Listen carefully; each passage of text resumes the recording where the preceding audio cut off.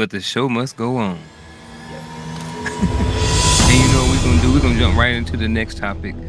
So between the four of us, we have a couple of marriages. Um, I'll actually go first on this one. All right. So what did you do that contributed to your divorce? So I was married for 19 years. I'd already had a son before I got married.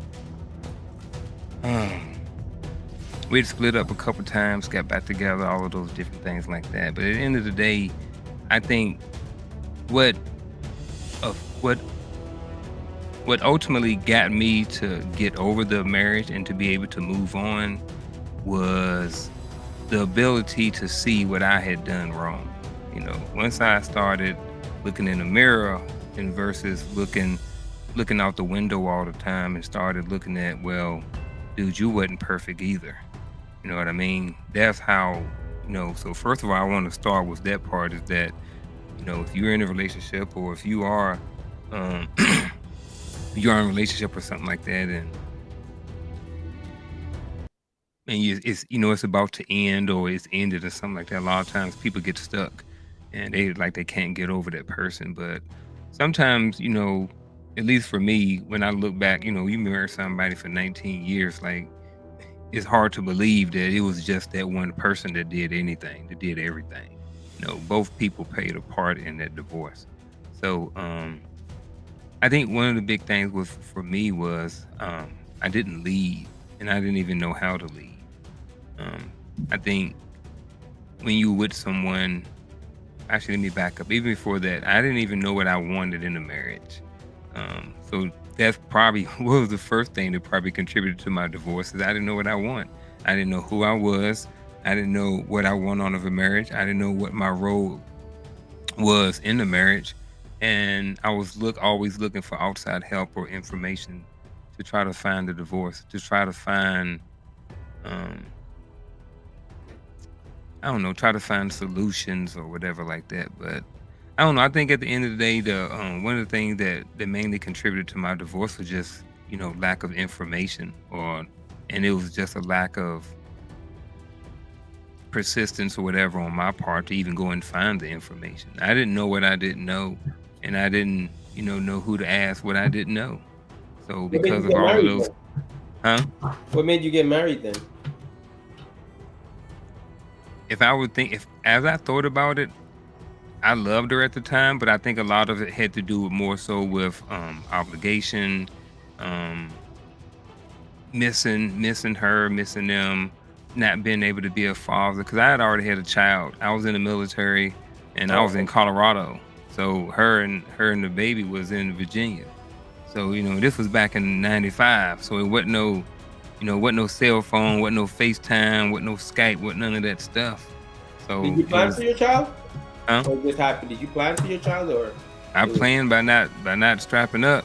Yeah, that's what I mean. So I plan to fail, if that's what you want to call it. No, I You wouldn't know what I say plan to mean? fail. I mean, did you like? Was it like people say, "Oh, Mm-mm. maybe," or was like, "Oh, sorry, you didn't know it's good," or did you No. want to? Did you guys want to start a family? Mm-mm. Nope. We didn't want to start a family. We didn't want to get married or any of that stuff at the beginning. It was just, I don't even like to say we just fell into it, but I think part of it, we both thought it was the thing to do. After And you got pregnant? no, my son was almost a year old before we eventually got married. So you just got married for the sake of you didn't have it wasn't because of her getting pregnant or anything. Mm-mm. So with all these doubts, you still went and got married. Yeah. Wow. I was 19 years old. No, no, no. I that's what I'm saying. Like I Yeah. don't know. I wasn't even thinking of marriage at 19. That's what I'm trying I to get. wasn't either. Then why do it? Cause I mean, I don't know. I was 19. I thought that's what I mean, I would be a fool to say over here. I would be a fool to sit over here and say that I didn't love her. That was part of it, yes. But at the same time, You didn't think of it as in the I'm first place. 46, and over well, not necessarily now, but over the years, if I've looked back, a lot of it wasn't love. A lot of it more so had to do with her being able to meet some of my needs. It was able to meet my need. I didn't have to miss her anymore. I was able to be around my son and be a father. And I was able to be around my son and still be able to be in the military. So all You of those didn't look at her as things. a girlfriend, like just a girlfriend, like Hmm? you didn't look at her as just a girlfriend. Yeah, cause we was only together like 2 months before she ended up pregnant. That's what I mean. So before you got, but you said your marriage happened before you got pregnant, right? Before she got pregnant. I'm No, saying, no, no, no. We had the baby and everything before we got oh, married. okay. So Hmm. you got Yeah, the baby, then you decided to get married. yeah. But my Okay, so son you was did it. like 10 months old when we I got mean, you did it married. for the right. That then I can understand why you would think marriage and doing the right thing. That's very honorable of you to do that. I would say that's a good thing. You know, too many men don't want to step up and do the right thing. And you know, listen, there's 14 forms of contraceptives. Pick one. There's protection for you. Pick one. But you did. I think you did the right thing by getting married, even if it wasn't. I'm saying my what. These are my thoughts. I think you did the honorable thing, right, to get married to her because you got her pregnant. And most men today don't step up to that. Most men today are willing to let that woman be a baby mama, and I think that's wrong of them because you knew what happened when you're a grown ass man and you know what happened with unprotected sex. So I think that's a very honorable that you did that. You know, that's why I was double bagging it because I said I ain't gonna be stuck with you for the rest of my life, right? As I was having Yeah, my fun. yeah. So I think no now and that makes more sense because I thought you did it before. Mm-mm. Like you're And I 19, let me was, get married to this girl because you know. and I didn't, I didn't have a, it ain't, I didn't have a whole bunch of luck with the ladies either. You know what I'm You had a saying? baby the So first time. You had a it baby ain't like, before. huh? You had a baby before her. What do you mean you didn't have No, luck? You had luck back then. no. I'm talking about then. I'm talking about before I got married. Like, it's not. It wasn't like I was the popular, good-looking guy in high school and I had all these women. You know what I mean? It wasn't like that for me. I wasn't like Vic. Okay, You wait. know what I'm Maybe I'm saying? misunderstanding. Your first wife, you said you got married, right? Mm-hmm. The first one, you had a kid before you got married. I did. I've only been So, married once. Mm-hmm. no, no, but you had a child before that, right? Correct. So, but that's what I'm talking about. You weren't like, you know what I mean? Like you obviously had game. You got a girl, you know what I mean? You got a girl pregnant. You obviously had some game, no? It don't mean you got game. It just mean your junk work. But you That's still all had that to meet mean. her. You still had to meet her. You still had to, you know. But I mean, I guess maybe I'm comparing to myself to like, there were dudes that was in high school that was slinging. You know what I mean? They was Oh, okay. smashing a lot of chicks in high school. I was a virgin in high school. I graduated high school. I was still a virgin. So it wasn't like I was out there just, you know, putting it down. You know what I Right. mean? So sometimes, when the opportunity comes, I mean, think about this, man. You got a kid that ain't never did nothing his whole life, and then he gets somebody and So he get to, no one taught you about proper sex and birth control or oh nothing. man. I mean, the school and stuff like this, but my I, my I'm sorry, father wasn't around when I was in high school. Oh, okay. we got four dudes on this panel. I think we Oh, all understand sorry, there's sorry. some My bad, things my you bad. just can't teach. I'm just saying. Some things Sorry. you Yeah, can't teach, bro. yeah. So let me bring it back to something what I did that contributed to my divorce. And like I said, one of those things was just being uninformed, just not knowing, ignorance at the end of the day, not willing to get the information or not willing to get the help, not knowing where to get the help, and then um just being dumb about some stupid stuff, man. Just being real, honestly, just Yeah, being dumb about some stuff. Um, yeah. being I'll go selfish. last. I'll go last on mine because I haven't been married. Yeah, even being selfish. Certain things as far as being selfish. Yeah, yeah. Whoever want to go to next after Antoine done got me off the hot seat now. Sorry, Thank you, sorry. coach. sorry. Thanks, coach, for saving me. Coach saved me. Hey, yeah, free I free just want to. I Garfield. died. Free Uncle Junior. I died on this grenade, Vic. Yeah, yeah. For me, so I resonate with a lot of what you're saying, especially on the ignorance part. And just ignorant, we got to understand, ignorant just simply means you don't know. Yep. And when it came down to what a husband was, and like I told you, my mother and my father separated when I was 3 years old. There was a lot I was clueless of. But I did know I wanted to do the right thing. That I just went about it doing it the wrong way. So for me, if I can like literally pin it on one thing that has an umbrella that covers like literally every mistake that I made, and just like everybody else, I've made several mistakes. Right, I was committed to the wrong relationship. I was committed to the army more so than I was to my family. And I would Uncle Junior was just saying, I would be that guy that would leave and go to work at 4:30 in the morning so I can be at the gym at 5 and get my workout in, and then I make it to my platoon sergeant meeting, and I'm in my platoon sergeant meeting, and then we do PT, and soon after PT I'm going to the gym. I got to get another hour in, jump in the shower, and I'm back in formation. Oh, lunchtime, guess where I'm at? I'm back in the gym, you know what I'm saying? Because I got to get it in, and then I'm going back to work, and I'm working to 17, 18, 1900, and depending upon whatever else going on, I may sneak back in the gym and get me some cardio. And so by the time I come home, man, my kids is like in the bed, things of that nature. So for me, if I can just sum it up in one big ball, I was committed to the wrong relationship, and I use this term all the time. Commitment matters, right? We can say that we can say that we're committed to a thing, but commitment isn't found in the words that you speak. Commitment is found in the behavior that you display in the midst of that thing. And when I look back and reflected back for me, I realized that my behavior was clear and concise.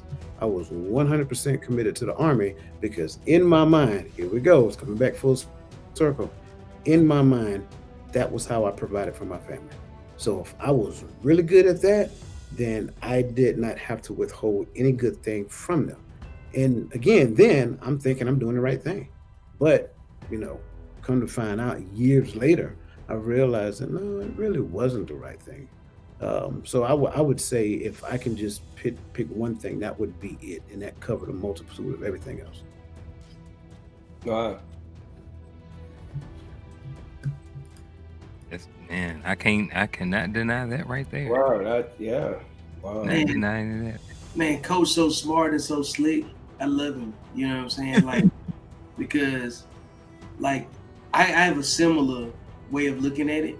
I think if I answering this question, what did you do that contributed to your divorce? I would say I had poor expectation management. Poor expectation management. You know what I'm saying? Like I wanted one thing to happen or a couple of things to happen, and I wasn't with the right partner for me to even bring that topic up. You know what I'm saying? Because like I'm an ambitious dude. I'm an entrepreneur, so that's different. And then on top of being an entrepreneur, I'm also a soldier like y'all. You know what I'm saying? So like you guys already know the rhythm of being in the military and trying to be the best version of the leader that you're supposed to be and showing up every day, regardless of whatever you got going on in your personal life. You don't get to fail. You know what I'm saying? You got to show up and look the part and look like you've been doing the part, look like an expert at the part, look like the. So again, it becomes a relationship because the Army in this particular scenario demands more from you than you're willing to give elsewhere. You know what I'm saying?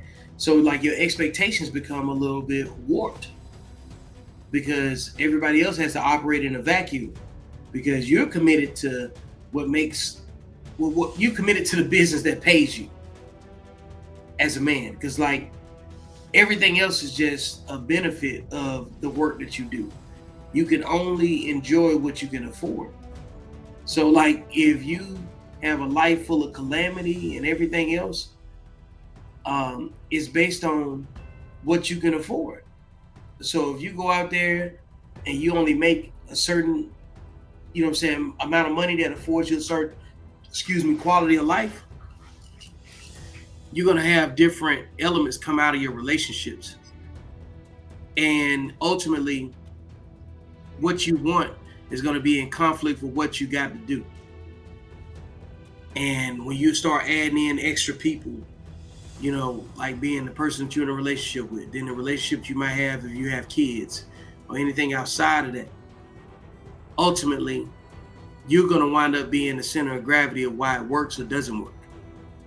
So you might sign up for a marriage, but everybody else doesn't sign up for your moods, doesn't sign up for your change in direction, doesn't sign up for so many different things that are very important to your career direction. If you're a career, because we're only speaking about men that's career driven. You like, if you ain't career driven, you shouldn't even be thinking about adding nobody else into your life. Like, Yeah. for real, you know what I'm saying? Like, because I don't know if you're not career driven or passion driven or whatever, you over here trying to satisfy an emotional desire, and it's not realistic, and it's irresponsible, actually. You know what I'm saying? Because I guarantee you, if you ask this question every day, you come up with 5 different reasons of why it didn't work. Because there's so many layers to, you know what I'm saying, what you didn't understand until after you went through it, and then you're still trying to gain some sort of understanding, because you never quit trying to understand why you put yourself through certain things, because it's useful. It has to be if you want to keep living, because why else would you go through something like that? And what was it for? Because at some point, if you don't take any type of accountability for it, you're going to live a life of just blaming people. You know what I'm saying? For every single thing. We're some men in our 40s. Everything at this stage in our life, good, bad, and indifferent, is our fault. Yep, that's a good thing right there. You said that right. That's a fact. Everything you have and don't have, that shit is your fault. Yeah. Based on all choices. So, so I would say, to kind of like capture, you know what I'm saying, what I think I did in any of my marriages that contributed to divorce, I had poor expectation management. You know what I'm saying? Like, I don't feel bad about choosing my own peace and sanity, my own direction, because I came in to all of my relationships with that. You know what I'm saying? So if it didn't work, it wasn't me that changed. It was me. You know what I'm saying? Like, my expectations were based on where I was at the time when I chose that particular person. So like, when I got better, or I reached certain benchmarks while I was with that particular person, and they stayed where they were, or I went further than what I thought, then my expectations had to be reset in some way, shape, or form. So that's me. You know what I'm saying? I don't look at it as a negative thing. I think it's about growth. Ultimately, like, you know what I'm saying, growth contributes to divorce too. It's not always bad things that contribute to divorce. Yeah. Yeah, I agree with that. I mean, expectation management, you said that, I was like, I can definitely relate. Yeah, I can relate to that. That's a home run right there. Because I mean, that's in any relationship. You know what I mean? Even with peers, even with coworkers, even with anybody. Expectation management will destroy a relationship.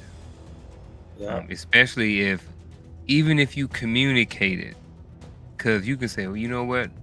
This would probably work really good in our relationship. And they just like, no. They're like, yeah, well, I'll try it, but they ain't really into it. They just kind of doing it, you know, and then you expecting them to do this. Because we all have expectations of what we want in a woman. You know what I mean? When we get married, we like, oh, I want this, I want this, I want that. You know, even Antoine's Utopia. Yeah. Man, look, let me add on to it. Like let me tell you how I gotta do that one. Let me tell you how hypocritical people are when they get into this particular portion of this type of conversation, right? When people are dating, they say things like, oh, I don't have no expectations. Yes, the fuck you do. You hope that person's not a serial killer. You hope that they don't hurt people in their off time. You know what I'm saying? That is an expectation. So when you lower the standard, who's under the standard? Yeah. Who's under the standard when it gets lowered?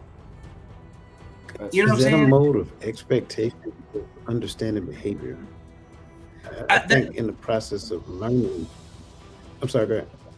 I was about to say, learning something is based off of expectation. Like, simply put, like, you go into a situation wanting to be taught, because the expectation is learning how to do something, right?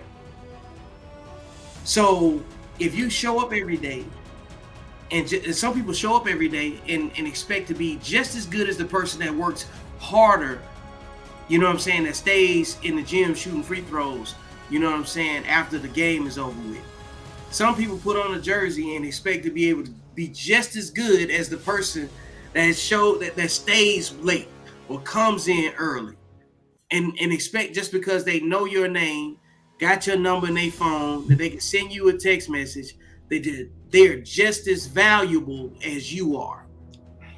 That is an example of poor expectation management. Some people get with a person in a relationship and think that everybody is on the same sheet of music in the same lane just because they show up at that particular location, and that's not the same thing either, you know.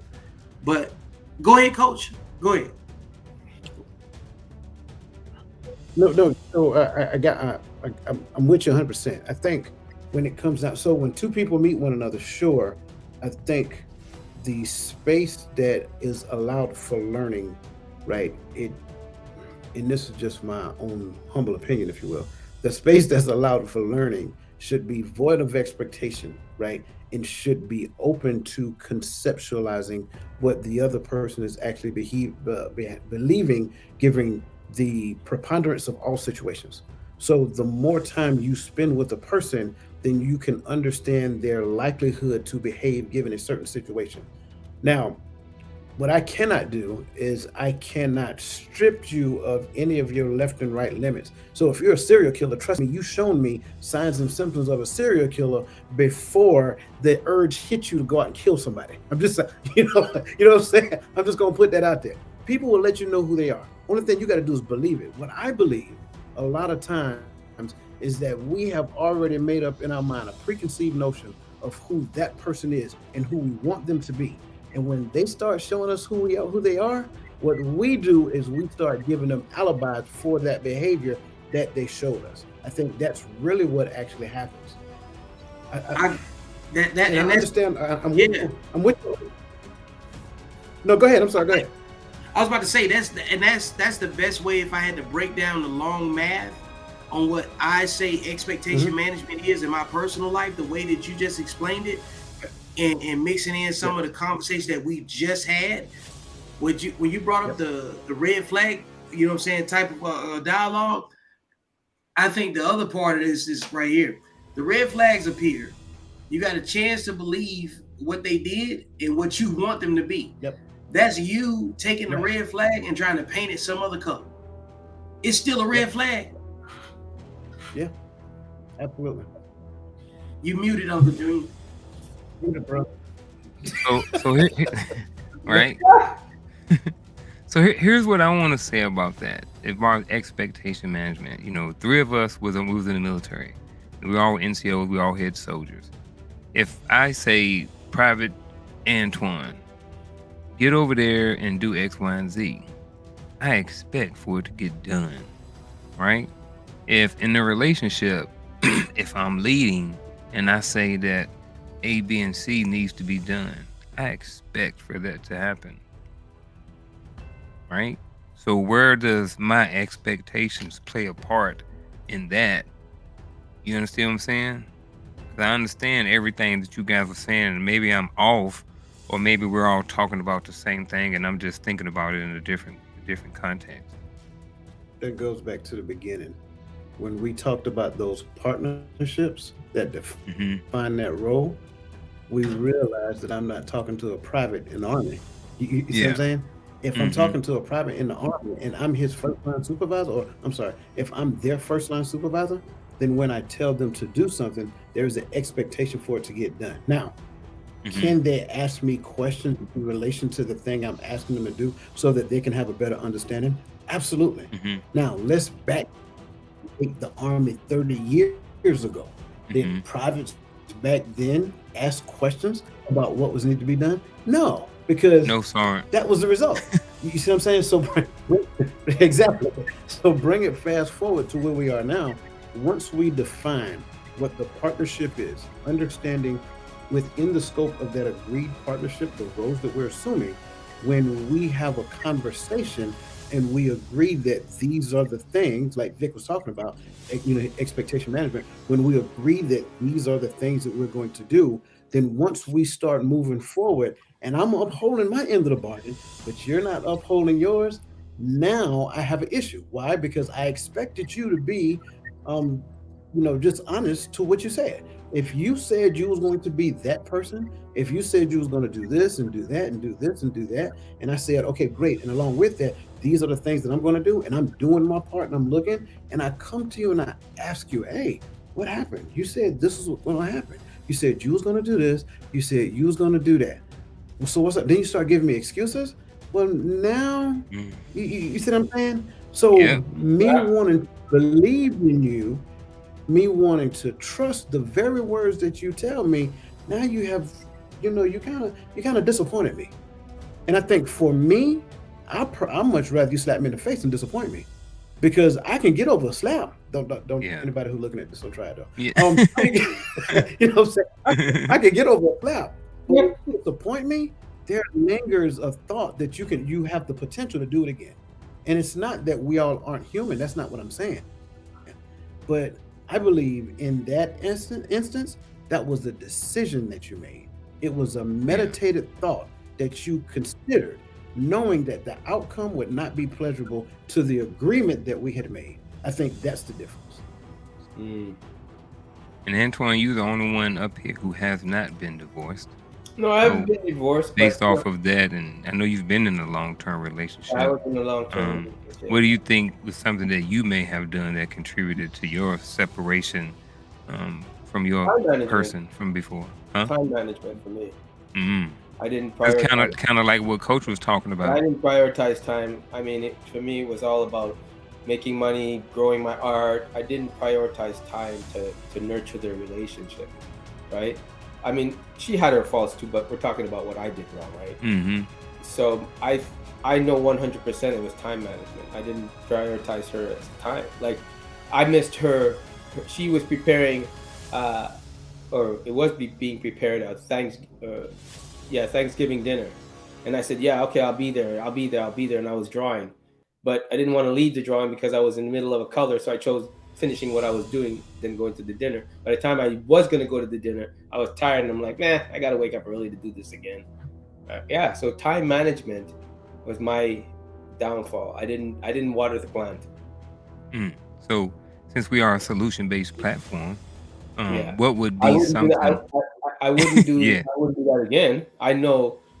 I know now, as I'm where I'm not because I'm where I am with my art, but now I know that that has to be a part of it, a very important part of it, right? I have to nourish it. I have to make it feel there's a reason for it to be there.